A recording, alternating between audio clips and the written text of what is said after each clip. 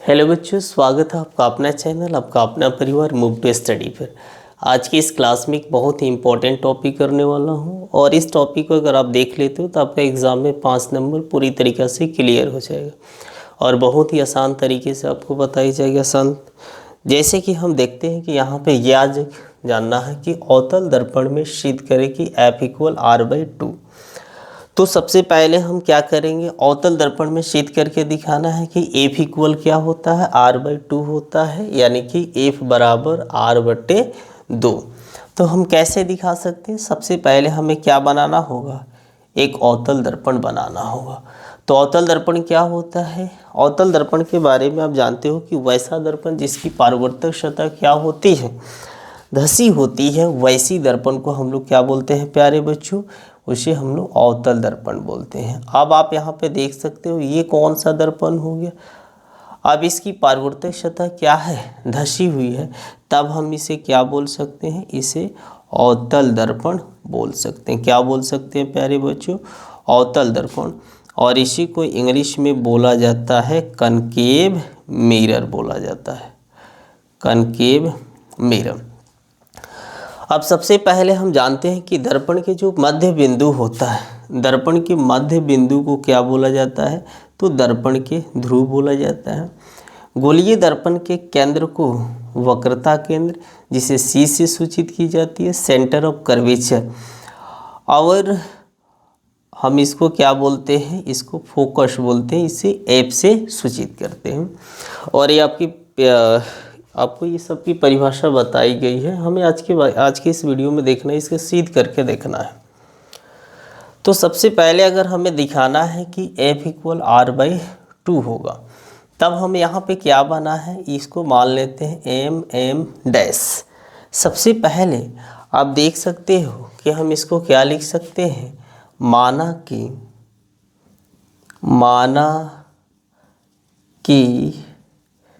MM' एक क्या है प्यारे बच्चों, एक अवतल दर्पण है, एक अवतल दर्पण है। MM' एक अवतल दर्पण है। अब इस पर ये क्या कर सकते हो, एक प्रकाश की किरणें आ रही है, ये आपतित प्रकाश की किरणें, थोड़ा सा और ऊपर से भेजो कि ज़्यादा आपको दिखेगा भी, क्योंकि ये सीध करके दिखाना है ना। तो यहाँ से ये आपतित प्रकाश की किरणें, ये कौन सा आपतित प्रकाश की किरणें, ये भी, और परावर्तन के बाद किससे होकर गुजर जाएगी, ये फोकस से होकर गुजर जाएगी। अब यहाँ पे लिख सकते हो, माना कि MM' एक अवतल दर्पण है, AB एक आपतित किरण, AB एक आपतित किरण जो परावर्तन के बाद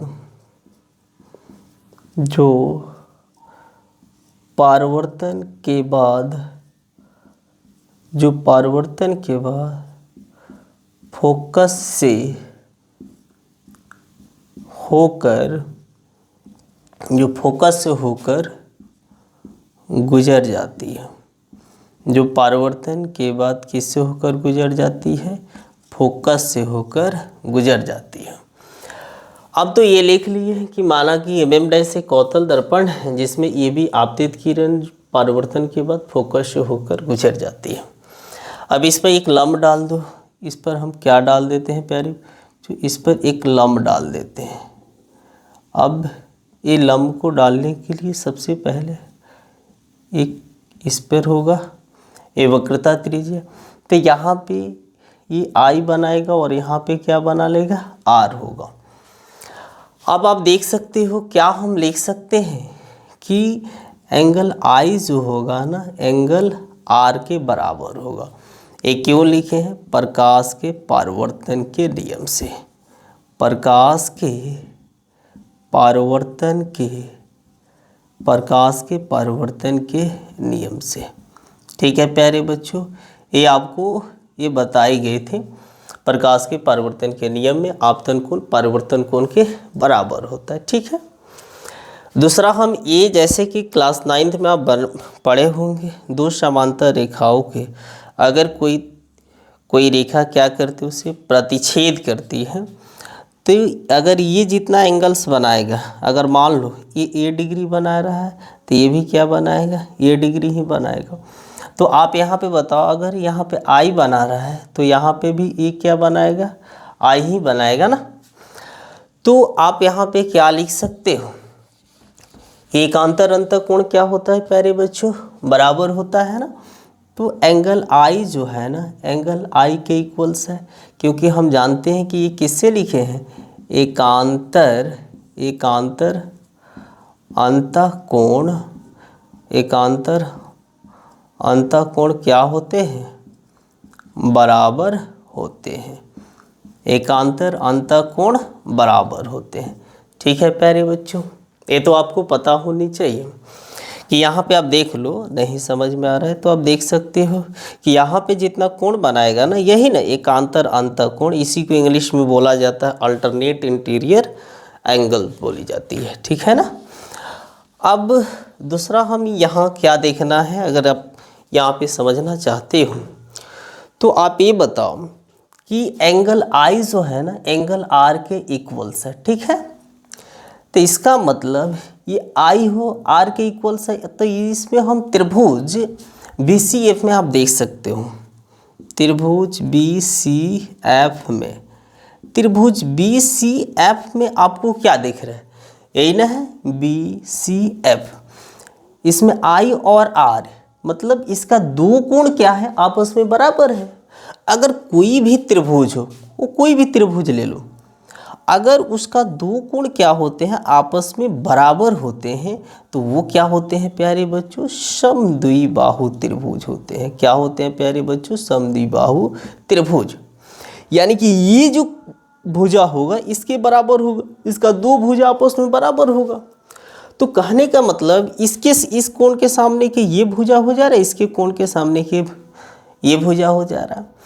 तो इसमें भी ये दोनों बराबर, इसका दो कोण बराबर है, यानी कि ये त्रिभुज BCF क्या है, एक समद्विबाहु त्रिभुज है। जब समद्विबाहु त्रिभुज है तो ये जो आई जो होगा, आई के सामने BF और R के सामने क्या हो जाएगा प्यारे बच्चों, CF, यही ना हो सकता है। तो देखो आप यहाँ पे क्या लिख सकते हो, आप अगर चाहोगे तो लिख सकते हो CF इक्वल्स, आप यहाँ पे लिख सकते हो BF और इसको इक्वेशन यानी कि समीकरण 1 मान लो। ठीक है, यहाँ तक कोई दिक्कत होगा तो बोल सकते हो। ठीक, अगर देखो आप यहाँ पे बिंदु B जो है ना, अब B को क्या करो, धीरे लेते हैं, धीरे धीरे धीरे धीरे धीरे ऐसे ऐसे करते करते एक ऐसा समय ये जैसे बिंदु P के पास आ जाएगा तो यही BF जो होगा ना, ये PF के इक्वल्स होगा कि नहीं होगा, होगा ना। तब हम लिख सकते हैं जब B P के काफी नज़दीक हो तो, जब बिंदु B P के काफी क्या हो, नज़दीक हो, तो ये देखो यही ना आ रहा है, तो F से B की दूरी और F से P की दूरी, ये दोनों क्या हो सकता है, F से B की दूरी और F से P की दूरी, ये दोनों बराबर होगा ना प्यारे बच्चों। तो क्या आप यहाँ पे लिख सकते हो, यहाँ पे अगर चाहोगे तो आप यहाँ पे लिख सकते हो कि ये जो BF जो होगा, यहाँ पे ये जो BF होगा किसके इक्वल्स हो सकता है, PF का इक्वल्स हो सकता है कि नहीं हो सकता है। यही BF जो होगा PF का इक्वल्स हो सकता है कि नहीं, आप यहाँ पे लिख सकते हो, उसी को ना लेकर आए हो। तो BF जो हो सकता है आपका किसके इक्वल्स हो सकता है, PF का इक्वल हो सकता है, PF के बराबर हो सकता है। BF जो हो सकता है वो किसके बराबर हो सकता है, PF के बराबर हो सकता है। तो आप यहाँ पे अभी देखो हम क्या लिख सकते हैं, BF को हम PF के इक्वल्स लिख सकते हैं कि नहीं, यानी कि उसके बराबर लिख सकते हैं। ठीक है, जब ये BF जो है PF के इक्वल्स है तो इसका ये काम कर सकते हो, या तुम ऐसे भी लिख सकते हो PF इक्वल्स क्या हो सकता है, BF, और इसको आप क्या मान लो, समीकरण 2 मान लो। ठीक है, यहाँ तक कोई दिक्कत होगा तो बोल सकते हो। अब देखो हम क्या कर सकते हैं, यहाँ समीकरण 1 और 2 को तो देख लो, यहाँ पे पता चल जाएगा।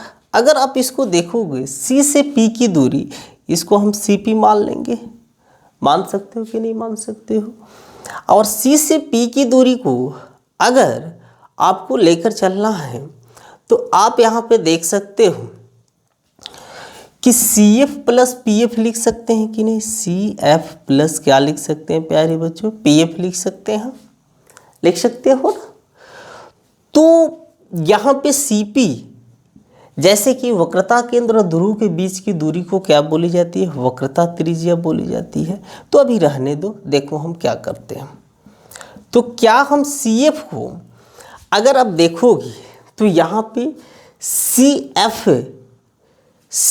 इक्वल्स, यहाँ पे CF इक्वल्स BF होता है ना। CF इक्वल्स BF होता है, यहाँ PF इक्वल्स BF होता है। तो क्या ये जो CF होगा, ये PF के बराबर होगा कि नहीं होगा? ये CF जो होगा ना PF के बराबर होगा ना। तो क्या आप यहाँ पे नहीं लिख सकते हो PF प्लस PF लिख सकते हो? अब यहाँ पे हम देख सकते हैं कि ये क्या हो सकता है प्यारे बच्चों? ये R हो जाएगा। और PF प्लस PF को हम लिख सकते हैं ये P से F की दूरी, यानी कि ये फोकस दूरी होता है। तो F प्लस F, और ये क्या हो गया आपका प्यारे बच्चों? ये हो गया 2F। इधर एक गुना में है तो इधर क्या चीज़ों में आ जाएगा? भाग में, यानी कि डिवाइड में।